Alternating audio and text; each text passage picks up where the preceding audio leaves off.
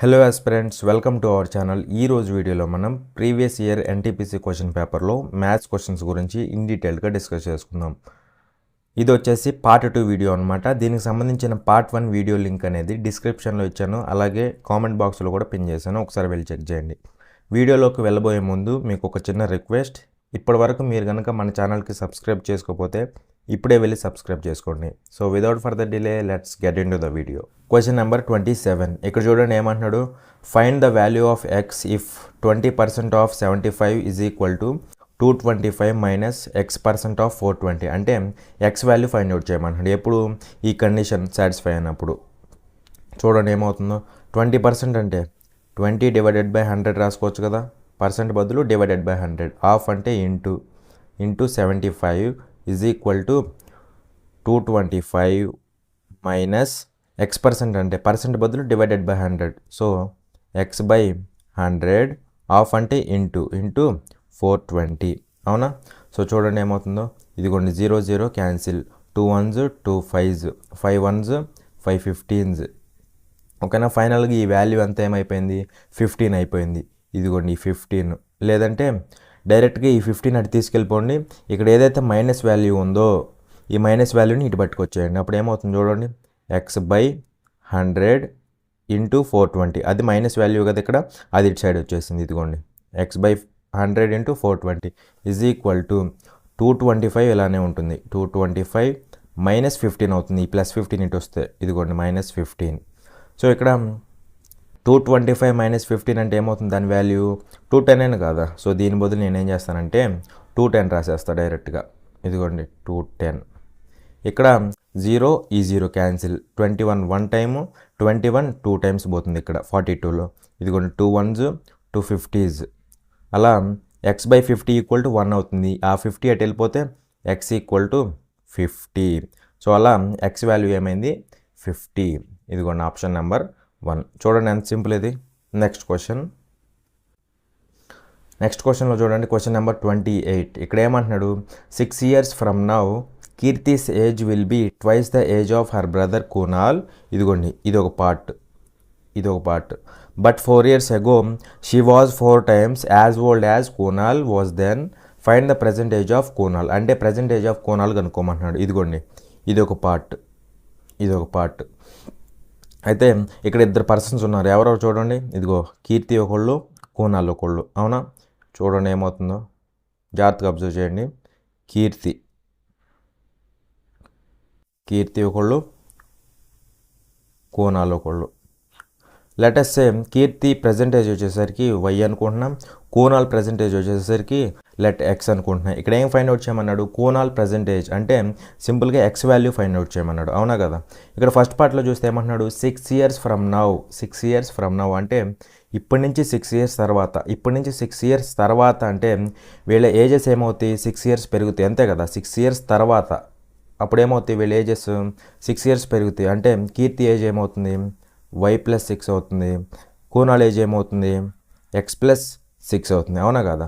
అయితే 6 years తర్వాత ఏమంటున్నాడు, కీర్తి ఏజ్ అనేది ఎలా ఉందంట, will be twice the age of her brother. అంటే కీర్తి ఏజ్ అనేది కునాల్ ఏజ్కి 2 times ఉందంట. మరి కీర్తి ఏజ్ ఏంటి, y+6, కునాల్ ఏజ్ ఏంటి, x+6. కీర్తి ఏజ్ ఎలా ఉందంట, కీర్తి ఏజ్ అనేది కునాల్ ఏజ్కి 2 times ఉందంట. అంటే Keerthi's age is equal to 2 times of Kunal age. సరిపోయిందా? ఇది ఒక కండిషన్.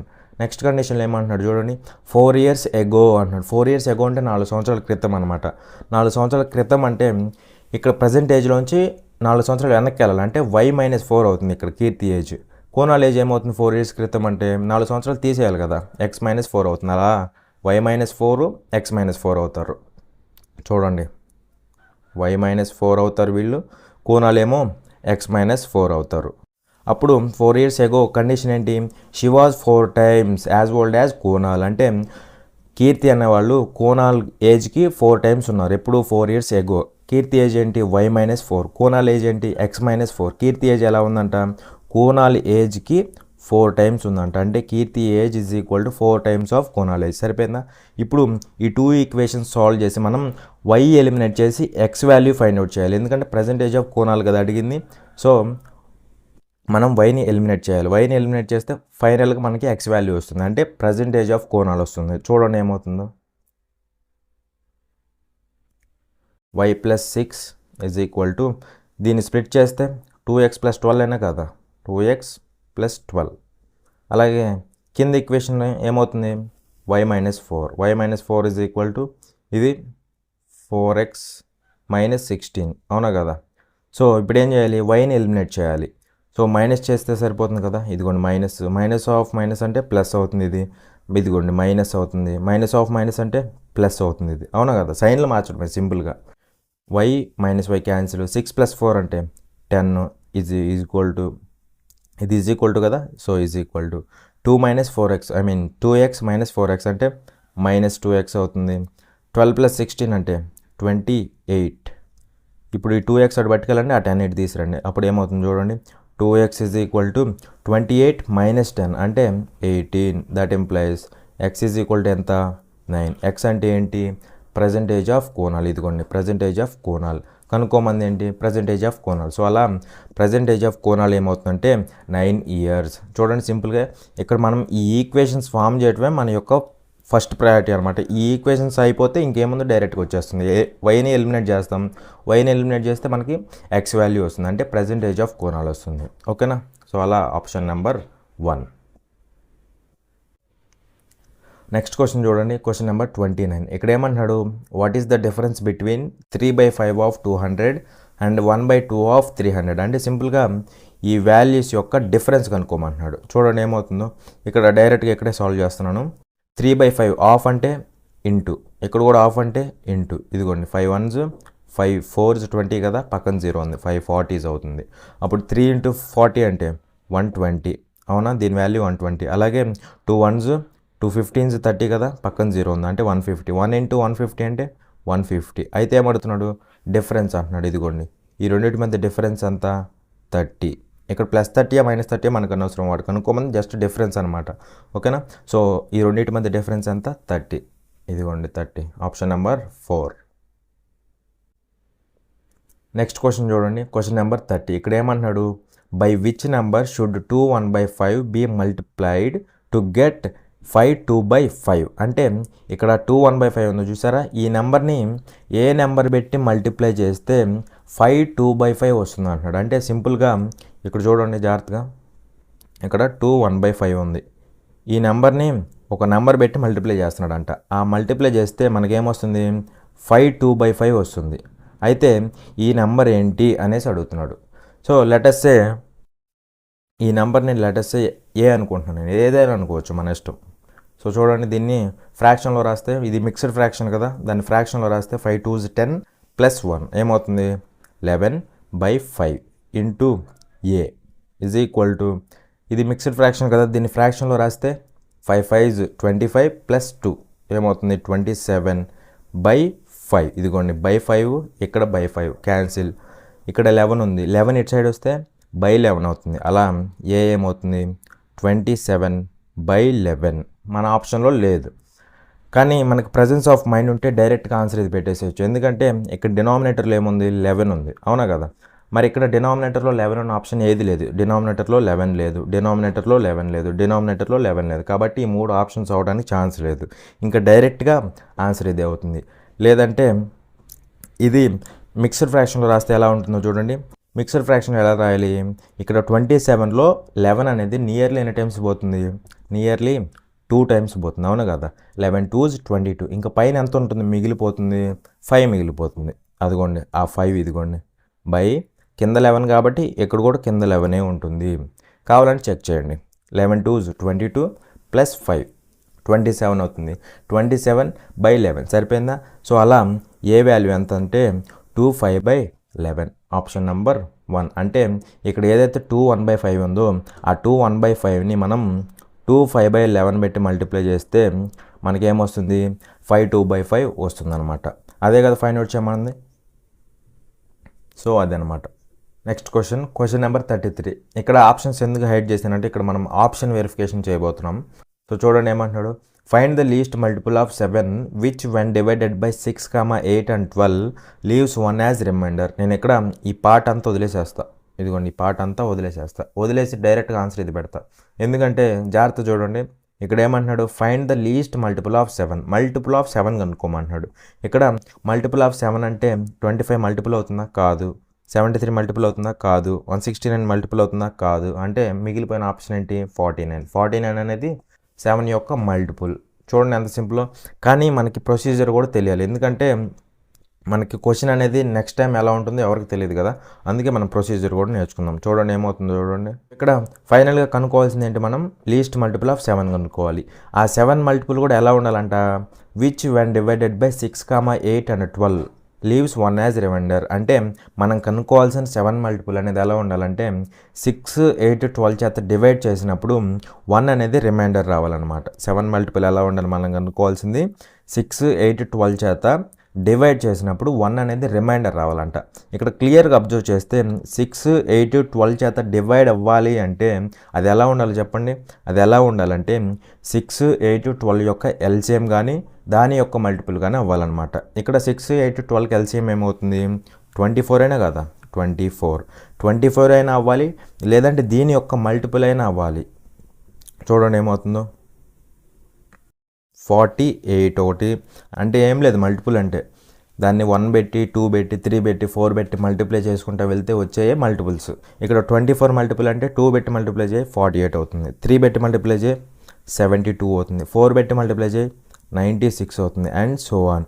ఇవన్నీ ఏంటి, 6, 8, 12 చేత డివైడ్ అయ్యే నెంబర్స్ అనమాట.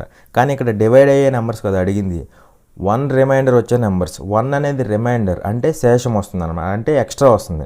మరి ఎక్స్ట్రా రావాలి అంటే ఖచ్చితంగా వీటికి 1 యాడ్ చేయాలి కదా, అంటే 1 ఎక్స్ట్రా ఉండాలి కదా, ఇదిగోండి, and so on. That is equal to ఇది 25 అవుతుంది, ఇది 49 అవుతుంది, ఇది 73 అవుతుంది, ఇది 97 అవుతుంది, అండ్ సో ఆన్. ఇక్కడ ఈ 24, 48, 72, 96 ఏమో 6, 8, 12 చేత డివైడ్ అయ్యే నెంబర్స్. కానీ డివైడ్ అయ్యే నెంబర్స్ కదా అడిగింది మనల్ని. డివైడ్ అయినప్పుడు 1 రిమైండర్ వచ్చే నెంబర్స్.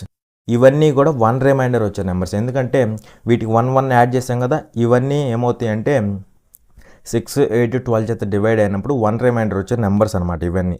అయితే ఏమవుతున్నాడు, వీటిలో లీస్ట్ మల్టిపుల్ ఆఫ్ 7 అంటున్నాడు. ఇదిగోండి 25 మల్టిపుల్ అవుతుందా, అవ్వదు. 49 అవ్వడానికి ఛాన్స్ ఉంది, 73 అవ్వదు, 97 అవ్వడానికి ఛాన్స్ అసలు లేదు.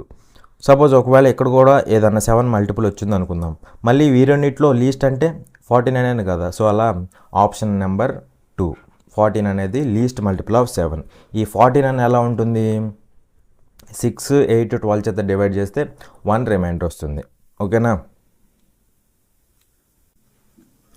నెక్స్ట్ క్వశ్చన్ చూడండి, క్వశ్చన్ నెంబర్ 34. ఇక్కడ ఏమంటున్నాడు, A sells an article to B at a profit of 20% and B sells it to C at a profit of 20%. If C pays 360 for it, what was the cost price for A అంటున్నాడు. అంటే సింపుల్గా cost price of ఏ అని అడుగుతున్నాడు. ఓకేనా. చూడండి ఏమంటున్నాడు, first A sells an article to B. A అనేవాడు బికి ఒక ఆర్టికల్ అమ్ముతున్నాడు అంట. ఎలా అమ్ముతున్నాడు, ఎట్ ఏ ప్రాఫిట్ ఆఫ్ 20%. 20% ప్రాఫిట్తో ఏ అనేవాడు బికి అమ్ముతున్నాడు అంట. ఇక్కడ 20% అంటే ఫ్రాక్షన్ ఎంతో చూడండి, 20%. 20% అంటే 20% అంటే 20/100 విచ్ ఈజ్ నథింగ్ బట్ 1/5. అవునా కదా, 1/5. అయితే ఇక్కడ ఏమంటున్నాడు, ప్రాఫిట్ లాస్ ఉంది, ప్రాఫిట్ కాబట్టి ప్లస్ చేయాలి. అంటే ఏ అనేవాడు 5 రూపాయలు కొంటే బికి ఎంతగా అమ్ముతున్నాడు, 20% ప్రాఫిట్కి అమ్ముతున్నాడు, అంటే 1 ఎక్స్ట్రాగా అమ్ముతున్నాడు. అంటే ఏ అనేవాడు 5 రూపాయలు కొని బి అనేవాడికి 6 రూపాయలకి అమ్ముతున్నాడు. ఏకి ఎంత పడింది, 5 రూపాయలు పడింది. ఏ దగ్గర నుంచి బి కొనేటప్పుడు ఏ దగ్గర నుంచి బి అనేవాడు కొనుక్కుంటున్నాడు కదా, కొనుక్కున్నప్పుడు వాడికి ఎంత పడుతుంది, 1 ఎక్స్ట్రా పడుతుంది, అంటే 6 పడుతుంది. ఏకేమో 5 రూపాయలు పడితే బికి 6 రూపాయలు పడుతుంది ఏ దగ్గర నుంచి కొనేటప్పుడు. అలా వాళ్ళిద్దరు కాస్ట్ ప్రైస్ రేషియో ఏమవుతుంది, A/B ఏమవుతుందంటే ఏ 5 రూపాయలు కొంటున్నాడు, ఏ దగ్గర నుంచి బి ఎంత కొంటున్నాడు, 6 రూపాయలు కొంటున్నాడు, 1 ఎక్స్ట్రా కదా. అలా ఏ కాస్ట్ ప్రైస్ 5 పార్ట్స్ అయితే బి కాస్ట్ ప్రైస్ 6 పార్ట్స్. ఇవన్నీ కాస్ట్ ప్రైస్ రేషియో అనమాట. నెక్స్ట్ చూడండి, నెక్స్ట్ టైం అన్నాడు B sells it to C at a profit of 20%. అంటే బి అనేవాడు సికి అమ్ముతున్నాడు. అంటే ఎలా అమ్ముతున్నాడు? 20% ప్రాఫిట్తో. ఇక్కడ ఇప్పుడే చెప్పా 20% అంటే మీనింగ్ ఏంటి? 1/5 ప్రాఫిట్ కాబట్టి ప్లస్. అంటే బి అనేవాడు ₹5 కొని సికి ఎంతకు అమ్ముతున్నాడు? 20% ప్రాఫిట్కి అమ్ముతున్నాడు. అంటే 1 ఎక్స్ట్రాకి అమ్ముతున్నాడు. అంటే ₹6 అమ్ముతున్నాడు. ఓకేనా? బి అనేవాడు ₹5 కొంటున్నాడు. బి దగ్గర నుంచి సి ఎంత కొంటున్నాడు? ₹6 కొంటున్నాడు. అలా బికి సికి కాస్ట్ ప్రైస్ రేషియో ఏమవుతుంది? కాస్ట్ ప్రైస్ రేషియో ఏమవుతుందంటే బి ఏమో ₹5 కొంటున్నాడు, వాడికి అలా కాస్ట్ ప్రైస్ 5 పార్ట్స్ అయింది. బి దగ్గర నుంచి సి ఎంత కొంటున్నాడు? ₹6 కొంటున్నాడు. అలా బికి సికి కాస్ట్ ప్రైస్ రేషియో ఏమవుతుంది? 5:6 అవుతుంది. క్లియరే కదా? ఇప్పుడు ఏమంటున్నాడంటే సి గురించి ఇచ్చాడు మనకి. సి గురించి ఎంత ఇచ్చాడు? సి అనేవాడు కాస్ట్ ప్రైస్ ఎంత పడిందంట? మనీ రూపంలో 360 పే చేశాడంట. అయితే ఏ యొక్క కాస్ట్ ప్రైస్ అడుగుతున్నాడు. ఇక్కడ ఏకి సికి రేషియో కడితే సరిపోతుంది. ఇదిగోండి, బి క్యాన్సిల్, ఇక్కడ ఏ ఉంటుంది, ఈస్టు ఇక్కడ సి ఉంటుంది. ఎంప్లాయీస్ ఏమవుతుంది చూడండి, ఇక్కడ క్యాన్సిల్ అయ్యేవి ఏం లేవు ఇంకా. 5 5s 25 ఈస్టు 6 6 36. అంటే ఫైనల్గా ఏమొచ్చింది మనకి? ఏ యొక్క కాస్ట్ ప్రైస్ ఏమో 25 పార్ట్స్ వచ్చింది, సి యొక్క కాస్ట్ ప్రైస్ ఏమో 36 పార్ట్స్ వచ్చింది. సి యొక్క కాస్ట్ ప్రైస్ చూడండి ఎన్ని పార్ట్స్? 36 పార్ట్స్. మనీ రూపంలో సి యొక్క కాస్ట్ ప్రైస్ చూడండి ₹360. ఇక్కడ 36 పార్ట్స్, ఇక్కడ ₹360. రెండు కాస్ట్ ప్రైస్లే కాబట్టి సి యొక్క కాస్ట్ ప్రైస్లే కదా ఇవి. సో ఆ రెండింటిని ఈక్వల్ చేశారు. ఇక్కడ ఏం కనుక్కోమన్నాడు? కాస్ట్ ప్రైస్ ఆఫ్ ఏ. మరి కాస్ట్ ప్రైస్ ఆఫ్ ఏ ఎంత? 25 పార్ట్స్. అంటే 36 పార్ట్స్ వాల్యూ ఇచ్చి 25 పార్ట్స్ వాల్యూ కనుక్కోమన్నాడు. సింపులే కదా? ఇదిగోండి, పీపీ క్యాన్సిల్ కదా. 36 1s 36 10s క్రాస్ మల్టిప్లై చేస్తే 25 × 10 ఎంత అవుతుంది? 250. అంటే ఏ యొక్క కాస్ట్ ప్రైస్ ఎంత పడింది? ₹250. ఇక్కడ ఈ కాస్ట్ ప్రైస్ రేషియో కడతమే మనకి మెయిన్ థింగ్ అనమాట. మళ్ళీ చెప్తా చూడండి ఒకసారి. ఏ అనేవాడు బీకి ఎలా అమ్ముతున్నాడు? 20% ప్రాఫిట్కి అమ్ముతున్నాడు. ఏ ₹5 కొని బీకి ఎంతకు అమ్ముతున్నాడు? 1 ఎక్స్ట్రాకి అమ్ముతున్నాడు. 6కి అమ్ముతున్నాడు. 6కి అమ్ముతున్నాడు అంటే బి 6 కొంటున్నాడు అనేగా. సో అలా ఏ 5 పడింది ఏకి, బీకి ఎంత పడింది? ₹6 పడింది. అలా వాళ్ళిద్దరు కాస్ట్ ప్రైస్ ఎంత? 5:6. ఇన్ ద సేమ్ వే బీకి సికి కూడా అంతే. బీకి 5 పార్ట్స్ కాస్ట్ ప్రైస్ పడితే సికి 6 పార్ట్స్ కాస్ట్ ప్రైస్ పడింది. అలా వీళ్ళ కాస్ట్ ప్రైస్ రేషియోస్ 5:6. ఫైనల్గా మనకు ఆన్సర్ ఎంత వచ్చింది? ఏ కాస్ట్ ప్రైస్ 250. ఓకేనా? నెక్స్ట్ క్వశ్చన్ చూడండి, క్వశ్చన్ నెంబర్ 36. ఇక్కడ ఏమంటున్నాడు? ఫైండ్ ద వాల్యూ ఆఫ్ అనేసి మనకు ఒక పెద్ద సైన్ కాసులు ఒక ఈక్వేషన్ అయితే ఇచ్చాడు కదా. సో చూడండి, ఇక్కడ క్లియర్గా అబ్జర్వ్ చేస్తే 22 degrees 68 degrees యాడ్ చేస్తే 22 + 68 90 degrees. అంటే 2 యాంగిల్స్ సమ్ అనేది 90 అయింది. ఓకే, ఇక్కడ కూడా 16 74 యాడ్ చేస్తే 90 degrees. సో ఈ రెండింటి యొక్క సమ్ కూడా ఎంత అయింది? 90 degrees అయింది. సో 2 యాంగిల్స్ సమ్ అనేది ఎప్పుడైనా 90 అయితే ఆ యాంగిల్స్ని మనం ఏమంటాం? కాంప్లిమెంటరీ యాంగిల్స్ అంటాం. అవునా కదా? 2 యాంగిల్స్ సమ్ అనేది ఒకవేళ 90 degrees అయితే ఆ 2 యాంగిల్స్ని మనం ఏమంటామంటే కాంప్లిమెంటరీ యాంగిల్స్ అంటాం. ఎప్పుడైనా సరే మనకి సమ్లో కాంప్లిమెంటరీ యాంగిల్స్ వస్తే మనకి ఆల్మోస్ట్ సమ్ అనేది ఈజీగానే ఉంటుంది అనమాట. ఓకేనా? ఇక్కడ చూడండి, ఇక్కడ cos² 68 ఉంది కదా. ఆ cos² 68ని నేను ఎలా రాస్తానంటే ఇదిగోండి, cos 68ని నేను ఎలా రాస్తానంటే cos ఆఫ్ 90 - 22గా రాసుకోవచ్చు లేదా? ఎందుకంటే 90 - 22 అంటే అగైన్ 68 కదా. సో 90 - θ అంటే cos 90 - θ అంటే ఏమవుతుంది? sin θ. అంటే θ బదులు 22 degrees. సో అలా cos 68 ఏమైంది? sin 22 అయింది. అప్పుడు cos² 68 ఏమవుతుంది? sin² 22 అవుతుంది. అవునా కదా? sin² 22. In the same way ఇక్కడ ఉన్న ఈ sin² 68 ఏమవుతుంది చూడండి. sin 68 నేను ఎలా రాస్తానంటే sin 68 దాన్ని ఎలా రాయొచ్చు? sin ఆఫ్ 90 - 22గా రాయొచ్చు లేదా? అప్పుడు ఏమవుతుంది? sin 90 - θ అంటే cos θ అయినా కదా, cos 22 degrees. అంటే sin² 68 ఏమైంది? cos² 22. ఏం లేదు, సింపుల్ స్క్వేర్ చేసాం. ఓకేనా? ఇప్పుడు చూడండి, ఇక్కడ నేను cos 16 ఉంది, sin 74 ఉంది. వాటిని ఎలా రాస్తానంటే చూడండి, ఇక్కడ ఆల్రెడీ sin² ఉంది. ఇక్కడ మనకి cos² వస్తే సింపుల్ అయిపోతుంది. అంటే ఇక్కడ ఉన్న సైన్ కూడా మనం కాస్లో కన్వర్ట్ చేస్తే సరిపోతుంది. ఇదిగోండి, ఈ sin 74ని ఎలా రాసుకోవచ్చు? sin 74 = sin ఆఫ్ 90 - 16 రాసుకోవచ్చు లేదా? అప్పుడు ఏమవుతుంది కాస్ 16 అవుతుంది అవునా. sin 74 ఏమైంది కాస్ 16 అవుతుంది. అప్పుడు ఇదేమవుతుంది కాస్ 16 డిగ్రీస్. ఇక్కడ నేనేం చేయలేదు, కాంప్లిమెంటరీ యాంగిల్స్ కాబట్టి ఇది 22లో ఉంది, దీన్ని కూడా 22లోకి మార్చుకున్నా. ఇక్కడ ఇది 22 ఉంది, దీన్ని కూడా 22లోకి మార్చుకున్నా. ఇదిగోండి ఇది 16 ఉంది, దీన్ని కూడా 16లోకి మార్చుకున్నా. అలా కాంప్లిమెంటరీ యాంగిల్స్ని కన్వర్ట్ చేసుకోవాలి. చేస్తే ఇక్కడ జాగ్రత్త చూడండి, కాస్ స్క్వేర్ 22 ప్లస్ దీని value sine square 22, cos square 22 plus sine square 22. Trigonometric identity ఉంది కదా, cos square theta plus sine square theta, theta బదులు 22 ఏమవుతుంది 1 అవుతుంది. 1 ఇదిగోండి 2 ఉంది, 2 into sine square theta plus cos square theta ఏమవుతుంది అగైన్ సేమ్ ఐడెంటిటీ 1 అవుతుంది. మైనస్ ఇక్కడ ఏముంది, ఇది సైన్ స్క్వేర్ 16 డిగ్రీస్ ఉంది, sign square 16 minus cos 16 into cos 16 ఏమవుతుంది కాస్ స్క్వేర్ 16. ఈ రెండిట్లోంచి మైనస్ కామన్ తీస్తే, ఇది కూడా మైనస్ కామన్ తీస్తే ఏమవుతుంది, ఇది ప్లస్ అయిపోతుంది అవునా కదా. Minus sine square 16 minus cos square 16, minus common తీస్తే sine square 16 plus cos square 16 ఏమవుతుంది 1/2 minus again same identity. So 1/2 minus 1 అంటే మైనస్ 1/2. అలా మన ఆప్షన్ ఏమవుతుందంటే ఫస్ట్ ఆప్షన్ అవుతుంది. ఇక్కడ ఏం చేయాలి, కన్వర్షనే మనకు కావాల్సింది. ఇది కాంప్లిమెంటరీ యాంగిల్స్ కాబట్టి ఒక యాంగిల్ని రెండు యాంగిల్లోకి కన్వర్ట్ చేసుకోవాలి. ఇదిగోండి కాస్ 68ని కాస్ 90 మైనస్ 22 రాశా, అప్పుడు సైన్ 22 అయింది. Cos square theta plus sine square theta అలా 1 అవుతుంది అనమాట. ఇలా సింపుల్ క్యాలిక్యులేట్ చేసుకోవాలి. నెక్స్ట్ క్వశ్చన్ చూడండి, question number 38. A bag contains cards numbered between. ఇక్కడ చిన్న కరెక్షన్ ఉంది, నాకు తెలిసి ఇది బిట్వీన్ కాదనుకుంటా, ఇది ఫ్రమ్ అండ్ టు.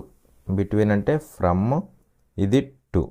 చూడండి, a bag contains cards numbered from 33 to 92. If one card is drawn from the bag, the probability that the number on the drawn card is a perfect square. ఇక్కడ ఫైనల్గా ఏం కనుక్కోమంటున్నాడు, perfect square పడాలంటే probability ఏంటి అన్నాడు. ఇక్కడ మనకేం తెలుసు, probability is equal to, చిన్నప్పుడు నేర్చుకున్నాం కదా, probability is equal to number of favourable outcomes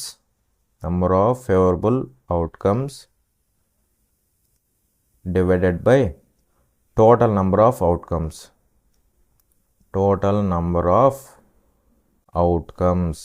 so చూడండి జాగ్రత్తగా, ఇక్కడ టోటల్ నెంబర్ ఆఫ్ అవుట్కమ్స్ ఏంటవి ఏమవుతాయి అంటే చూడండి, ఇక్కడ ఏమన్నాడు, bag contains cards numbered from 33 to 92. అంటే ఒక బ్యాగ్లో కొన్ని కార్డ్స్ ఉన్నాయంట, ఆ కార్డ్స్ నెంబరింగ్స్ ఎలా ఉన్నాయంట 33 నుంచి 92 వరకు ఉన్నాయంట. ఎలా, ఇదిగోండి 33, 34, 35 and so on up to 92 వరకు ఇలా కొన్ని కార్డ్స్ ఉన్నాయంట. ఇవన్నీ టోటల్ అవుట్కమ్స్. ఇవన్నీ టోటల్ ఎన్ని ఉంటాయో చూడండి, ఇవి 1 1 1 1 పెరుగుకుంటూ వెళ్తున్నాయి. అప్పుడు ఈ టోటల్ తెలియాలంటే మనకి నార్మల్గా అయితే 1 1 1 అలా క్యాలిక్యులేట్ చేసుకుంటూ వెళ్తే టైం అయిపోతుంది. అప్పుడు 1 1 పెరుగుతుంది కాబట్టి సింపుల్గా ఏం చేస్తారంటే 92లోంచి 33 తీసేయండి, అంటే డిఫరెన్స్ తీసుకోండి. 92లోంచి 33 తీసేసి ఏమవుతుంది 59 అని కదా, ఈ 59కి 1 యాడ్ చేయండి. ఎందుకంటే 92లోంచి 33 తీసేస్తున్నాం అంటే దీన్ని కూడా తీసేస్తున్నాం, కానీ ఉన్న వాటిల్లో ఇది కూడా ఒకటి కాబట్టి 1 యాడ్ చేసా, దీన్ని తీసేయకూడదు కాబట్టి. ఓకేనా. సో అలా 59 ప్లస్ 1 అంటే ఇక్కడి నుంచి ఇక్కడికి మొత్తం ఎన్ని కార్డ్స్ ఉంటాయంటే 60 కార్డ్స్. ఈ 60 కార్డ్స్ ఏంటి, టోటల్ నంబర్ ఆఫ్ అవుట్కమ్స్. ఇవి మొత్తం టోటల్ కదా, ఇవన్నీ మొత్తం 60 అంటే టోటల్ అవుట్కమ్స్ ఎన్ని అయిపోయినాయి 60 అయిపోయినాయి. అయితే ఇప్పుడు మనకేం కావాలి, నంబర్ ఆఫ్ ఫేవరబుల్ అవుట్కమ్స్. దేనికి ఫేవరబుల్ అవ్వాలి, మనం ఏదైతే ఒక కార్డ్ డ్రా చేస్తామో ఆ కార్డ్ అనేది పర్ఫెక్ట్ స్క్వేర్ అవ్వాలంట. అంటే ఈ 33 నుంచి 92 వరకు ఏవైతే కార్డ్స్ ఉన్నాయో వీటిలోంచి ఒక కార్డ్ డ్రా చేసినప్పుడు మనకి అది పర్ఫెక్ట్ స్క్వేర్ అవ్వాలంట. దానికి ఫేవరబుల్ ఏమవుతాయి, ఇక్కడ సపోజ్ ఒక కార్డ్ డ్రా చేశా, ఇక్కడ పర్ఫెక్ట్ స్క్వేర్ పడటానికి ఎన్ని ఛాన్సెస్ ఉంటాయి, 33 తర్వాత పర్ఫెక్ట్ స్క్వేర్ ఏముంది 36 అని కదా, అంటే 6 స్క్వేర్ ఒకటి పడవచ్చు, 7 స్క్వేర్ అంటే 49 ఒకటి పడవచ్చు, తర్వాత 8 స్క్వేర్ అంటే 64 ఒకటి పడవచ్చు, తర్వాత 9 స్క్వేర్ అంటే 81 ఒకటి పడవచ్చు, తర్వాత 10 స్క్వేర్ పడకూడదు. ఎందుకంటే 10 స్క్వేర్ అంటే 100 అవుతుంది, 100 అంటే లిమిట్ దాటిపోతుంది. అంటే ఈ ఉన్న టోటల్ కార్డ్స్లో నేను ఏదైనా ఒక కార్డు డ్రా చేస్తే అది పర్ఫెక్ట్ స్క్వేర్ అవడానికి ఛాన్సెస్ ఎన్ని ఉన్నాయి, 4 ఉన్నాయి. అంటే అది 36 అయినా అవ్వచ్చు, 49 అవ్వచ్చు, 64 అవ్వచ్చు, 81 అవ్వచ్చు. అలా ఈ 4 పడటానికి ఛాన్స్ ఉంది. సో ఇవేమవుతాయి అంటే ఫేవరబుల్ అవుట్కమ్స్. దేనికి? పర్ఫెక్ట్ స్క్వేర్ అవడానికి ఇవి ఫేవరబుల్ అవుట్కమ్స్. ఇవి మొత్తం ఏమో టోటల్ అవుట్కమ్స్ 60. ఇవేమో ఫేవరబుల్ అవుట్కమ్స్. ఫేవరబుల్ అవుట్కమ్స్ ఎన్ని? మొత్తం ఇదొకటి మొత్తం 4 ఫేవరబుల్ అవుట్కమ్స్. సో అలా ప్రాబబిలిటీ ఏమవుతుంది? Probability is equal to number of favourable outcomes by total number of outcomes. Number of favourable అన్ని 4 బై టోటల్ ఎన్ని 60. సో క్యాలిక్యులేట్ చేస్తే 4 1s 4 15s. సో 1/15 అంటే ఇక్కడ 33 నుంచి 92 వరకు కార్డ్స్ ఉంటే ఆ కార్డ్స్లో మనకి పర్ఫెక్ట్ స్క్వేర్ పడాలంటే ప్రాబబిలిటీ ఎంత? 1/15. Total number of favourable outcomes. Number of favourable outcomes ఏమో ఇవి, ఎందుకంటే పర్ఫెక్ట్ స్క్వేర్ పడాలంటే ఈ 4 కార్డ్స్ పడాలి. ఇవి ఫేవరబుల్ అవుట్కమ్స్ అవుతాయి. టోటల్ అవుట్కమ్స్ అంటే కార్డ్స్ ఎన్ని ఉన్నాయో అన్ని టోటల్ అవుతాయి. ఇవేమో 4 ఉన్నాయి, టోటల్ ఏమో 60 ఉన్నాయి. ఓకేనా? సో అలా ఫేవరబుల్ బై టోటల్ ఏమవుతుంది? 4/60 అవుతుంది. అలా ప్రాబబిలిటీ ఏమవుతుంది? 1/15 అవుతుంది. క్లియరే కదా? నెక్స్ట్ క్వశ్చన్ చూడండి, క్వశ్చన్ నెంబర్ 39. ఇక్కడ ఈ క్వశ్చన్లో ఏమన్నాడు? ఎల్సిఎం ఆఫ్ 30, 40 అండ్ 45 అన్నాడు. ఇక్కడ చిన్న నెంబర్సే కాబట్టి మనకి ఆప్షన్ వెరిఫై చేయాల్సిన అవసరం లేదు. డైరెక్ట్గా మనకి ఏదైతే ప్రొసీజర్ మనం నేర్చుకున్నామో ఆ ప్రొసీజర్ ఫాలో అయితే సరిపోతుంది. ఇక్కడ ఆప్షన్ వెరిఫికేషన్ అవన్నీ చేయవసరం. మనకి పాత మెథడ్ ఉంది కదా, అదేంటి? ఇదిగోండి, ఇలా 30, 40, 45 ఇలా తీసుకుంటారు కదా, వీటికి ఎల్సిఎం క్యాలిక్యులేట్ చేయటమే. ఇక్కడ అన్నింటిలో 5 పోతుంది కదా, ఇదిగోండి 5 5 6 30, 5 8 40, 5 9 45. అగైన్ ఇక్కడ 3 పోతుంది చూడండి, 3 2 టైమ్స్ పోతుంది. ఇక్కడ 8లో పోదు కాబట్టి 8 అలానే రాసేయండి. 9లో 3 టైమ్స్ పోతుంది. అగైన్ ఈ రెండిట్లో 2 పోతుంది చూడండి, 2 1 టైం పోతుంది, 2 4 టైమ్స్ పోతుంది. 3లో పోదు కాబట్టి 3 అలానే వదిలేసేయండి. అగైన్ 2 1లో పోదు కాబట్టి 1 అలానే వదిలేసేయండి. 4లో 2 టైమ్స్ పోతుంది, 3లో పోదు కాబట్టి అలానే వదిలేసేయండి. ఇంకా ఈ మూడిట్లో ఏమీ పోవు కాబట్టి ఈ 3 అలానే వదిలేసేయండి. ఇప్పుడు ఎల్సిఎం అంటే ఏం చేస్తాం? ఇక్కడ ఏవైతే నెంబర్స్ అవైలబుల్గా ఉన్నాయో వాటన్నిటి మల్టిప్లై చేసుకుంటూ వెళ్ళిపోతాం. అప్పుడు ఎల్సిఎం వచ్చేస్తుంది. వేటికి? 30కి, 40కి, 45కి. చూడండి, 5 3s 15, 15 2s 30, 30 2s 60, 60 1s 60, 60 2s 120, 123s 360. అంటే ఈ మూడిటి యొక్క ఎల్సిఎం ఏమైంది? 360 అంది. ఇది general procedure for finding LCM. అదే ఒకవేళ బాగా పెద్ద నెంబర్స్ ఉన్నాయి అనుకోండి, అప్పుడు మనం ఏం చేస్తామంటే ఆప్షన్ వెరిఫై చేస్తాం. So this is our answer. Next question చూడండి, క్వశ్చన్ నెంబర్ 44. ఇక్కడ ఏమన్నాడు? In what time will 3,200 invested at 10% per annum compounded quarterly become 3,362. అంటే కొంత ప్రిన్సిపల్ ఉంది. ఇది వచ్చేసి ప్రిన్సిపల్ అనమాట. ఈ ప్రిన్సిపల్ అనేది ఏమైంది? 3,362 అయింది. ఇది వచ్చేసి ప్రిన్సిపల్ అయితే ఇది ఇలా అయిందంట. అంటే ఇదేమవుతుంది? ఇది అమౌంట్ అవుతుంది. అలాగే మనకి రేట్ ఆఫ్ ఇంట్రెస్ట్ ఇచ్చాడు. రేట్ ఆఫ్ ఇంట్రెస్ట్ ఎంత? Rate of interest is equal to 10% per annum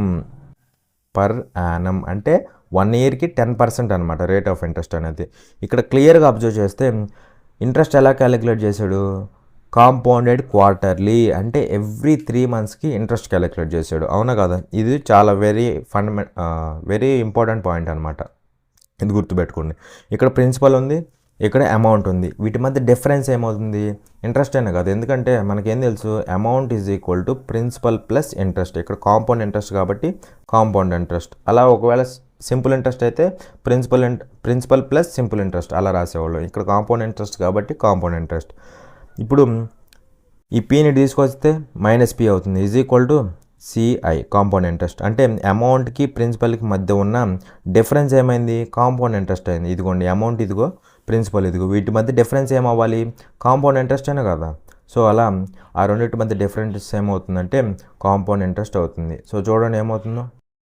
వాటి మధ్య డిఫరెన్స్ అంటే 3,362కి 3,200 అయింది. చూడండి 3,362కి 3,200కి డిఫరెన్స్ ఎంత? 162. ఇదేమవుతుంది? Compound interest. కాంపౌండ్ ఇంట్రెస్ట్ ఏమైంది? 162. అమౌంట్కి ప్రిన్సిపల్కి డిఫరెన్స్. ఇక్కడ క్లియర్గా అబ్జర్వ్ చేస్తే మనకి రేట్ ఆఫ్ ఇంట్రెస్ట్ ఏమో పర్ యానం అంటే 12 మంత్స్కి ఇచ్చాడు. కానీ ఇంట్రెస్ట్ ఎలా క్యాలిక్యులేట్ చేస్తున్నాడు? క్వార్టర్లీ అంటే ఎవ్రీ 3 మంత్స్కి క్యాలిక్యులేట్ చేస్తున్నాడు. ఇంట్రెస్ట్ క్వార్టర్లీ క్యాలిక్యులేట్ చేశాడు కాబట్టి రేట్ ఆఫ్ ఇంట్రెస్ట్ కూడా ఎలా ఉండాలి? క్వార్టర్లీ ఉండాలి, అంటే పర్ క్వార్టర్ ఉండాలి. కానీ ఇక్కడ మనకి ఎలా ఇచ్చాడు? పర్ యానం ఇచ్చాడు, అంటే 12 మంత్స్కి ఇచ్చాడు. ఇక్కడ చూస్తే 12 మంత్స్కి ఎంత percent? 10% interest, rate of interest. కానీ మనకు కావాల్సినంత క్వార్టర్లీ క్యాలిక్యులేట్ చేశాడు కాబట్టి క్వార్టర్లీయే ఉండాలి, అంటే 3 మంత్స్కి ఎంతో తెలియాలి. అప్పుడు చూడండి మరి 3 మంత్స్కి ఏమవుతుంది? 3 మంత్స్కి ఏమవుతుంది చూడండి, ఇదిగోండి 3 1s 3 4s 4 1s 4 2.5 అవును కదా, 4 2.5 అంటే 10 కదా, 4 1s 4 2.5. అలా 3 మంత్స్కి రేట్ ఆఫ్ ఇంట్రెస్ట్ ఎంత అవుతుంది? 2.5%. కానీ ఇక్కడ మనకి ఇచ్చింది క్వార్టర్లీ యాన్యువల్ ఇచ్చాడు కాబట్టి దీన్ని కన్వర్ట్ చేసింది. రేట్ ఆఫ్ ఇంట్రెస్ట్ ఏమవుతుంది? 2.5% పర్ క్వార్టర్, అంటే 3 మంత్స్కి 2.5% ఇంట్రెస్ట్ వస్తుంది అనమాట. ఇక్కడ మనం ఏం చేద్దామంటే అసలు ఇంట్రెస్ట్ మనీలో ఎంత వస్తుందో క్యాలిక్యులేట్ చేద్దాం. ఇంట్రెస్ట్ మనీలో ఎంత వచ్చిందో క్యాలిక్యులేట్ చేస్తే ఇంత అవ్వడానికి ఎంత టైం పడుతుందో మనకు తెలుస్తుంది అనమాట. ఎందుకంటే మనల్ని కనుక్కోమంది టైం అడిగాడు, అవునా కదా. ఇప్పుడు 2.5% వాల్యూ ఎంతో కనుక్కుందాం. ఇక్కడ క్లియర్గా అబ్జర్వ్ చేస్తే ఇది ప్రిన్సిపల్ అంటే నేను ఆల్రెడీ చెప్పాను మీకు, ఎంత ప్రిన్సిపల్ అనేది మనీ రూపంలో ఎంత ఉన్నా సరే అది ఎప్పుడు 100%. అంటే 100% వాల్యూ ఏమవుతుంది? 100% వాల్యూ 3200 అయితే మనకు కావాల్సిందంత 2.5%. అంటే సింపుల్గా 2.5ని 5/2 రాసుకోవచ్చు కదా, 5/2% వాల్యూ కావాలి. చూడండి 5/2% వాల్యూ ఏమవుతుంది? ఇదిగోండి పర్సంటేజ్ క్యాన్సిల్, ఇదిగోండి 00 క్యాన్సిల్. 5/2 ఇంటూ 32 క్రాస్ మల్టిప్లై చేస్తే 5/2 ఇంటూ 32, 2 1s 2 16s 5 16s ఎంత? 80. అంటే మనకి 3 మంత్స్కి ఎంత పర్సెంట్ ఇంట్రెస్ట్ వస్తుంది? 2.5% వస్తుంది. అది మనీ రూపంలో ఎంత వస్తుంది? 80 రూపీస్ వస్తుంది. ఇక్కడ క్లియర్గా అబ్జర్వ్ చేస్తే 3 మంత్స్కి 80 రూపీస్ వస్తుందంటే మనకి ఎంత ఇంట్రెస్ట్ రావాలి? ఇక్కడ 162 రూపీస్ రావాలి. నియర్లీ ఆ 2 తీసేస్తే నియర్లీ 160 రూపీస్ రావాలి. మరి 160 రూపీస్ రావాలంటే ఎన్ని మంత్స్ పడుతుంది? సింపుల్గా డబల్ అయింది కదా, ఇది డబల్ అయింది కాబట్టి ఇది కూడా డబల్ అవ్వాలి. అంటే 3 మంత్స్కి 80 రూపీస్ ఇంట్రెస్ట్ వస్తే మనకి 6 మంత్స్కి ఎంత వస్తుంది? 160 రూపీస్ వస్తుంది. అంతేనా కదా, ఇది డబుల్ అయింది. 3 మంత్స్కి 80 రూపీస్ వస్తే 162 రూపీస్ రావాలంటే 6 మంత్స్ టైం పడుతుంది. ఇక్కడ 2 ఎక్స్ట్రా ఎందుకు వచ్చిందంటే ఇది కాంపౌండ్ ఇంట్రెస్ట్ కదా, కాంపౌండ్ ఇంట్రెస్ట్ కాబట్టి లిటిల్ బిట్ ఎక్స్ట్రా వస్తుంది అనమాట. అందుకని మనం ఆ 2 తీసేస్తే నియర్లీ 160 రావాలి కాబట్టి 160 రావాలంటే మనకి 6 మంత్స్ టైం పట్టింది. 6 మంత్స్ ఇవ్వాలి కానీ ఆప్షన్లో 6 మంత్స్ ఇవ్వకుండా వాడేమన్నాడు? హాఫ్ ఇయర్ అన్నాడు. 6 months is equal to half year కదా. సో అలా మన ఆప్షన్ ఏమవుతుందంటే ఆప్షన్ నెంబర్ 2. ఇక్కడ జాగ్రత్త చూడండి, రేట్ ఆఫ్ ఇంట్రెస్ట్ మనకి ఎలా ఇచ్చాడు? పర్ యానం ఇచ్చాడు, అంటే 12 మంత్స్కి ఇచ్చాడు. కానీ మనకి ఇంట్రెస్ట్ క్యాలిక్యులేట్ చేసింది 3 మంత్స్ క్యాలిక్యులేట్ చేశాడు. అందుకని మనం ఏం చేసాం? రేట్ ఆఫ్ ఇంట్రెస్ట్ని కూడా 3 మంత్స్కి తీసుకున్నాం. ఎంత? 2.5%. మనీ రూపంలో 80 రూపీస్, అంటే పర్ క్వార్టర్, అంటే 3 మంత్స్కి 80 రూపీస్ వస్తుంది. కానీ మనకు రావాల్సిందంతా 162 రూపీస్, అంటే నియర్లీ 160 రూపీస్ రావాలి. 3 మంత్స్కి 80 రూపీస్ వస్తే 160 రూపీస్ రావాలంటే 6 months, which is nothing but half year. సరిపోయిందా? అంటే హాఫ్ ఇయర్లో మనకి 3200 అనేది ఎంత అవుతుంది? 3362 అవుతుంది. అంటే 162 ఇంట్రెస్ట్ వస్తుంది. ఓకేనా. నెక్స్ట్ క్వశ్చన్ చూడండి, క్వశ్చన్ నెంబర్ 46. ఏమంటున్నాడు? A, B and C together can do a piece of work in 14 days, whereas C alone can do the same work in 42 days. How long will A and B together take to finish it? అంటే ABC కలిపి ఒక వర్క్ని 14 డేస్లో complete చేస్తున్నారంట. చూడండి జాగ్రత్తగా, A plus B plus C అంటే వీళ్ళు ముగ్గురు కలిసి ఒక వర్క్ని 14 డేస్లో కంప్లీట్ చేస్తున్నారంట. అయితే ఇక్కడ ఏమంటాడు? వెరాజ్ C alone do the same work in 42 days. C ఒక్కడే అదే వర్క్ని 42 డేస్లో కంప్లీట్ చేస్తున్నాడంట. అయితే ఇక్కడ ఏమంటున్నాడు? How long will A and B together take to finish it? అంటే ఏ అండ్ బి వీళ్ళిద్దరు కలిసి ఇదే వర్క్ని ఎన్ని రోజుల్లో కంప్లీట్ చేస్తారనేసి అడుగుతున్నాడు. ఇక్కడ టోటల్ వర్క్ మనకేంటో తెలియనప్పుడు ఏం చేస్తామంటే ఇక్కడ ఏవైతే నెంబర్స్ అవైలబుల్గా ఉన్నాయో వాటి యొక్క ఎల్సిఎంని మనం టోటల్ వర్క్ క్యాలిక్యులేట్ చేస్తాం, అనుకుంటాం.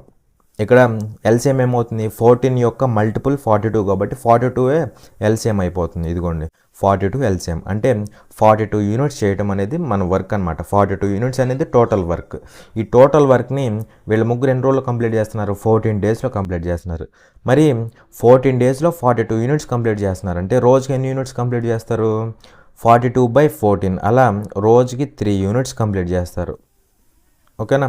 3 యూనిట్స్ చొప్పున 14 డేస్ చేస్తే 42 యూనిట్స్ కంప్లీట్ అయిపోతాయి కదా. సో అలా వీళ్ళు రోజుకి 3 యూనిట్స్ వర్క్ చేస్తారు. ఇదే 42 యూనిట్స్ని సి ఎన్ని రోజుల్లో కంప్లీట్ చేస్తున్నాడు? 42 డేస్లో కంప్లీట్ చేస్తున్నాడు. మరి 42 యూనిట్స్ని 42 డేస్లో కంప్లీట్ చేస్తున్నాడు అంటే రోజుకి ఎన్ని యూనిట్స్ వర్క్ చేస్తాడు? రోజుకి ఎన్ని యూనిట్స్ అంటే 42/42 అంటే రోజుకి 1 యూనిట్ వర్క్ చేస్తాడు. ఓకేనా? అంటే సి రోజులో 1 యూనిట్ వర్క్ చేస్తే వీళ్ళ ముగ్గురు 3 యూనిట్స్ చేస్తారు. ఇక్కడ వీళ్ళ ముగ్గురు 3 యూనిట్స్ చేస్తున్నారంటే అందులో సి ఒక్కడే 1 యూనిట్ చేస్తాడు. రిమైనింగ్ 2 యూనిట్స్ ఎవరు చేయాలి? Remaining 2 units A and B కలిపి చేయాలి. అవునా కదా? సో ఏ అండ్ బి కలిపి 2 యూనిట్స్ ప్లస్ సి అనేవాడు 1 యూనిట్, వీళ్ళ ముగ్గురు కలిపి 3 యూనిట్స్ వర్క్ చేస్తారు 1 డేలో. ఇక్కడ అయితే ఏమంటున్నాడు? ఏ ప్లస్ బి వీళ్ళిద్దరు కలిపి 42 యూనిట్స్ ఆఫ్ వర్క్ని ఎన్ని రోజుల్లో కంప్లీట్ చేస్తాడు అంటున్నారు. మరి 42 యూనిట్స్ని రోజుకొచ్చి 2 యూనిట్స్ చొప్పున ఎన్ని రోజుల్లో కంప్లీట్ చేస్తారు? 42/2 ఎన్ని రోజుల్లో? 21 డేస్లో కంప్లీట్ చేస్తారు. అవునా కదా? రోజుకొచ్చి 2 యూనిట్స్ వర్క్ చేస్తారు. 42 యూనిట్స్ వర్క్ చేయాలంటే వాళ్ళకి ఎన్ని రోజులు టైం పడుతుంది? 42/2 21 డేస్. కావాలంటే సింపుల్గా ఎలా గుర్తుపెట్టుకోవాలంటే చేయాల్సింది ఎంతవరకు? 42. ఎవరు చేయాలి? A and B. మరి ఏ అండ్ బి రోజుకి ఎంత చేస్తున్నారు? 2 యూనిట్స్. ఆ 2 యూనిట్స్ బయట కింద వేసేసేయండి. బైలో వేస్తే ఏమవుతుంది? 2 1s 2 21s. అలా వీళ్ళిద్దరు కలిపి 21 డేస్లో కంప్లీట్ చేసేస్తారు. So this is option number 3. Next question చూడండి. Question number 49. ఇక్కడ ఏమంటున్నాడు? For A is equal to -5 and B equal to 5 find the value of A square minus B square అంటున్నాడు. అంటే సింపుల్గా A square minus B square value కనుక్కోమంటున్నాడు. ఎప్పుడు? A equal to -5 B equal to 5 అయినప్పుడు. చూడండి ఏమవుతుందో. ఏ స్క్వేర్, ఏ అంటే ఎంత? -5, దానికి ఏముంది? స్క్వేర్ ఉంది. ఇదిగో square minus B square, B అంటే ఎంత? 5, దానికి ఏముంది? స్క్వేర్ ఉంది. ఇదిగోండి స్క్వేర్ ఈజ్ ఈక్వల్ టు ఏమవుతుంది? -5 స్క్వేర్ అంటే 25 మైనస్ 5 స్క్వేర్ అంటే 25 ఈజ్ ఈక్వల్ టు -50. ఇదిగోండి -50. అరే మన ఆన్సర్ కాదు కదా, ఎందుకంటే ఇక్కడ నేను కావాలని తప్పు చేశా. ఎందుకంటే ఇక్కడ జాగ్రత్త చూడండి. ఇక్కడ ఏ వాల్యూ ఎంత? -5, దానికి ఏముంది? స్క్వేర్ ఉంది. ఎప్పుడైనా సరే నెగిటివ్ వాల్యూకి స్క్వేర్ చేసేటప్పుడు హోల్ స్క్వేర్ చేయాలి. అంటే ఏదైతే సైన్ ఉందో దానికి కూడా స్క్వేర్ చేయాలి. ఇప్పుడు సపోజ్ 3కి స్క్వేర్ చేయమన్నాను అనుకో, దీన్ని 2 వేస్లో చేసుకోవచ్చు. అలా 3 స్క్వేర్ రాసేసేయచ్చు, లేదంటే 3 హోల్ స్క్వేర్, ఇలా అయినా రాసేసుకోవచ్చు. కానీ ఒకవేళ నెగిటివ్ వాల్యూకి స్క్వేర్ చేయమన్నా అనుకోండి, లెటస్ సే నెగిటివ్ వాల్యూ -2 అనేది నెగిటివ్ కదా, దీనికి స్క్వేర్ చేయమంటే ఇలా చేయకూడదు, ఇలా -2 స్క్వేర్ అని రాయకూడదు. దీన్ని ఎలా రాయాలంటే -2 హోల్ స్క్వేర్ రాయాలి. ఇంక్లూడింగ్ సైన్ కూడా మనం స్క్వేర్ అయితే చేయాలి. అంతేగాని -2 పెట్టేసి దాన్ని స్క్వేర్ పెట్టామనుకోండి, అప్పుడు ఇదేమవుతుంది? -4 అవుతుంది. కానీ మన యాక్చువల్ ఆన్సర్ ఏంటి? -2 హోల్ స్క్వేర్ అంటే 4 అవుతుంది. మరి దీనికి డిఫరెన్స్ చాలా ఉంది. ఇక్కడ కావాలని చేసింది అందుకే. ఎందుకంటే ఇది ఒకవేళ ఎగ్జామ్లో వచ్చింది అనుకోండి, కన్ఫ్యూజ్ అయ్యామనుకోండి, ఆన్సర్ మిస్ అయిపోతుంది. సో అందుకే ఇలా చేశాను అనమాట. దీని యాక్చువల్ ఆన్సర్ ఏమవుతుందంటే చూడండి, ఇక్కడ ఏ ఈజ్ ఈక్వల్ టు -5. ఇక్కడ ఏముంది? ఏ స్క్వేర్ ఉంది. ఏ స్క్వేర్ అంటే -5 హోల్ స్క్వేర్, ఎందుకంటే నెగిటివ్ వాల్యూ కాబట్టి హోల్ స్క్వేర్ చేయాలి. మైనస్ బి స్క్వేర్ అంటే 5 స్క్వేర్. ఇక్కడ 5 స్క్వేర్ ఇలా అయినా రాసేయచ్చు, ఇదిగోండి ఇలా అయినా రాయొచ్చు, లేదంటే హోల్ స్క్వేర్ ఇలా అయినా రాయొచ్చు, నో ప్రాబ్లం. ఇదిగోండి -5 హోల్ స్క్వేర్ అంటే 25 మైనస్ 5 స్క్వేర్ అంటే again 25. 25 minus 25 is equal to 0. ఇదిగోండి ఆన్సర్ ఆప్షన్ నెంబర్ 2. ఓకేనా? నెక్స్ట్ క్వశ్చన్ చూడండి. Question number 50. ఇక్కడ ఏమంటున్నాడు? In the given figure AB is the diameter of circle. ఇదిగోండి ఏబీ అనేది డయామీటర్ ఆఫ్ సర్కిల్ అంట. అలాగే AP is a tangent to circle at a. అంటే ఇక్కడ ఏపీ అనేది ఉంది చూసారా, ఇది సింపుల్ ఈ లైన్ అనేది ఈ సర్కిల్కి ట్యాంజెంట్ అంట. అలాగే extended BC meets the tangent at P. Extended BC అంటే ఇదిగోండి ఇది బీసీ లైన్ కదా, ఇది బీసీ లైన్ని ఎక్స్టెండ్ చేశాడంట. ఎక్స్టెండ్ చేసినప్పుడు ఈ ట్యాంజెంట్ని ఈ పాయింట్ దగ్గర మీట్ అయింది. ఆ పాయింట్ని ఏమంటున్నాడు, పి అంటున్నాడు. అయితే ఏమంటున్నాడు, అలాగే యాంగిల్ ఏఓసి, ఇదిగోండి ఏఓసి, ఈ యాంగిల్ ఇచ్చాడు 36 degrees ఇచ్చాడు. ఫైన్ యాంగిల్ బీపీక్యూ అంటే సింపుల్గా ఇదిగోండి ఈ వాల్యూ ఫైండ్ అవుట్ చేయమంటాడు. ఓకేనా. సో చూడండి జాగ్రత్తగా, ఇది ఒక సర్కిల్. ఓ అనేది ఏంటి, సెంటర్ అయినా కదా, ఇది డయామీటర్ అయినప్పుడు ఈ రెండింటి యొక్క మిడ్ పాయింట్ సెంటర్ అవుతుంది. అంటే ఓ అనేది సెంటర్ అనమాట. సెంటర్ కాబట్టి ఓ నుంచి బీకున్న డిస్టెన్స్ ఏమవుతుంది, రేడియస్ అయినా కదా, ఇది రేడియస్ అవుతుంది. అలాగే ఓ నుంచి సీకున్న డిస్టెన్స్ కూడా ఏమవుతుంది, ఇది కూడా రేడియస్ అవుతుంది. ఎప్పుడైనా సరే ఒక ట్రయాంగిల్లో 2 sides ఈక్వల్ అయినాయి అనుకోండి, ఈ 2 sides ఈక్వల్ అయినాయి అనుకోండి, వాటి యొక్క ఆపోజిట్ యాంగిల్స్ కూడా ఈక్వల్ అవుతాయి. అంటే ఈ సైడ్కి ఆపోజిట్ ఉన్న ఈ యాంగిల్, ఈ సైడ్కి ఆపోజిట్ ఉన్న ఈ యాంగిల్, ఈ రెండు ఈక్వల్ అవుతాయి అనమాట. అంటే ఇది x degrees ఉంటే ఇది కూడా x degrees ఉండాలి. ఓకేనా, అది కండిషన్. ఇక్కడ చూడండి, ఇదిగోండి ఈ సైడ్కి ఆపోజిట్ ఏముంది, ఈ యాంగిల్ అని కాదా, ఇదిగోండి ఈ యాంగిల్ ఉంది. అలాగే ఈ సైడ్కి ఆపోజిట్ ఏముంది, ఈ యాంగిల్ అని కాదా, ఈ రెండు ఈక్వల్ అవ్వాలి. ఎందుకంటే ఈ 2 sides ఈక్వల్ కాబట్టి వాటికి ఆపోజిట్గా ఉన్న యాంగిల్స్ కూడా ఈక్వల్ అవ్వాలి. అంటే ఇది x degrees అయితే ఇది కూడా ఖచ్చితంగా x degrees అవ్వాలి. ఇది కాన్సెప్ట్.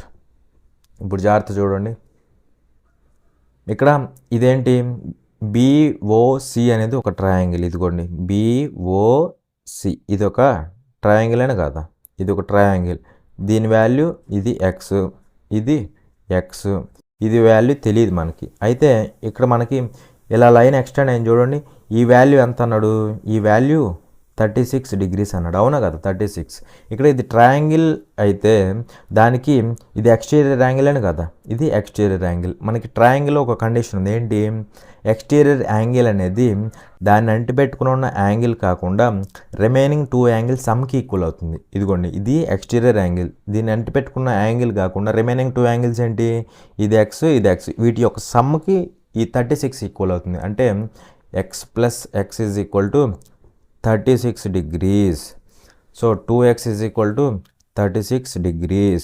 అలా x = 18 degrees. సరిపోయిందా, ఇలా అయినా చేయొచ్చు. లేదంటే ఇక్కడ ఇది మొత్తం 180 కదా, 180 కాబట్టి ఇది ఎంత అవుతుంది, ఆల్రెడీ 36, టోటల్ 180. 180లోంచి 36 తీసేస్తే మనకి ఇది ఎంత అవుతుంది, 144 అవుతుంది. ఇలా క్యాలిక్యులేట్ చేసిన వచ్చు. చూడండి, total angles in a triangle ఎంత అవుతుంది, 180. అంటే x + 144. 144 = 180 అని కదా total angles in a triangle. చూడండి, ఇదిగో 2x, ఈ 144 అటు వెళ్తే 180 - 144 అవుతుంది. అప్పుడు కూడా 36 అవుతుంది. ఇదిగోండి సేమేనా కదా. సో ఇంతవరకు చూడండి. ఇప్పుడు x ఎంత వచ్చింది మనకి, 18 వచ్చింది. x వాల్యూ ఎంత వచ్చింది మనకి, 18. ఇదిగోండి ఈ వాల్యూ ఎంత వచ్చింది, ఈ వాల్యూ 18 degrees వచ్చింది. మనల్ని కనుక్కోమంది ఈ వాల్యూ కనుక్కోమన్నారు. ఓకేనా, ఇది 18, ఇది డయామీటర్, ఇది ట్యాంజెంట్. ఇక్కడ ఫామ్ అయ్యే యాంగిల్ ఏమవుతుందంటే ఖచ్చితంగా 90 అవుతుంది. ఇది 90 అవుతుంది. అయితే ఇక్కడ జాగ్రత్త చూస్తే అగైన్ బీఏపి, ఇది ఒక ట్రయాంగిల్ అని కదా, ఇదిగోండి ఇది ఒక ట్రయాంగిల్. ఇదిగోండి ఈ బీఏపి, ఇది ఒక ట్రయాంగిల్ అని కదా. ఈ ట్రయాంగిల్లో ఇదేంటిది, ఎక్స్టీరియర్ యాంగిల్ అని కదా. మరి ఎక్స్టీరియర్ యాంగిల్ అనేది ఏమవుతుంది, రిమైనింగ్ 2 angles యొక్క సమ్కి ఈక్వల్ అవుతుంది. ఇందాక చెప్పే కదా, ఒక ట్రయాంగిల్లో ఎక్స్టీరియర్ యాంగిల్ అనేది దాన్ని అంటిపెట్టుకుని ఉన్న యాంగిల్ కాకుండా రిమైనింగ్ 2 angles ఏవైతే ఉన్నాయో వాటి యొక్క సమ్కి ఈక్వల్ అవుతుంది. కాబట్టి ఇది ఎక్స్టీరియర్ యాంగిల్ కాబట్టి రిమైనింగ్ 2 angles సమ్కి ఇది ఈక్వల్ అవుతుంది. ఇది ఎక్స్టీరియర్ యాంగిల్ ఏమవుతుంది, ఎక్స్టీరియర్ యాంగిల్ లెట్ us సే y అనుకుందాం. y దేనికి ఈక్వల్ అవుతుంది, ఈ రెండింటి యొక్క సమ్కి ఈక్వల్ అవుతుంది. ఇది 90, ఇది 18. మొత్తానికి ఎంత అవుతుంది, 90 + 18, 108 degrees. సో ఈ యాంగిల్ ఏమవుతుంది, 108 degrees. ఎందుకంటే ఇది ఎక్స్టీరియర్ యాంగిల్. ఎక్స్టీరియర్ యాంగిల్ ఏమవుతుంది, రిమైనింగ్ 2 angles యొక్క సమ్కి ఈక్వల్ అవుతుంది. ఇది ఒక ట్రయాంగిల్ అయితే ఇది ఎక్స్టీరియర్ యాంగిల్. రిమైనింగ్ 2 angles యొక్క సమ్ అంటే ఇదిగోండి 18 ఒకటి, 90 ఒకటి, ఈ రెండింటి సమ్కి ఈ ఎక్స్టీరియర్ యాంగిల్ ఈక్వల్ అవుతుంది. అంటే బీపీక్యూ యాంగిల్ అని చూసారా, ఇక్కడ ఆ యాంగిల్ అనేది ఈ రెండింటి సమ్కి ఈక్వల్ అవుతుంది. అలా 108 అవుతుంది. చూడండి, ఎక్స్ప్లెనేషన్ కాబట్టి ఎంతసేపు డైరెక్ట్ చేయడం అయితే సింపుల్గా చేసేసుకోవాలి. సో ఇంతవరకు కాన్సెప్ట్ క్లియర్ అనుకుంటున్నాను. వీడియో కనుక నచ్చినట్లయితే లైక్ చేయండి, షేర్ చేయండి. అలాగే ఇప్పటి వరకు మన ఛానల్కి సబ్స్క్రైబ్ చేసుకోకపోతే ఇప్పుడే వెళ్ళి సబ్స్క్రైబ్ చేసుకోండి. Thanks for watching. జై హింద్.